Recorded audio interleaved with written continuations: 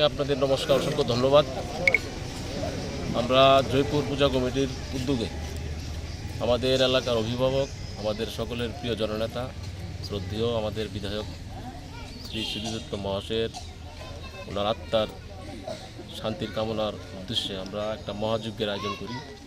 এলাকার সকল গুরুজনদের, ছাত্র যুবক প্রত্যেকটা অংশের মানুষের নিয়ে আমরা আজকের এই কর্মযজ্ঞ যে করেছি। তো আমরা আজকের এই একটা আমাদের যে সামাজিক ধর্মীয় রীতি অনুসারে আমরা আমাদের জয়পুর পূজা কমিটি ওনার চিরশান্তি এবং আত্মার শান্তি কামনার্থে আমরা আজকের এই যজ্ঞটা আমরা করেছি। তাই ঠাকুরের কাছে আমরা প্রত্যেকেই আমাদের যে আজকের যে দিনটা আমাদের প্রাণপ্রিয় বিধায়ক ওনার আত্মার যাতে শান্তি হয় এবং আমরা প্রত্যেকে যাতে আমরা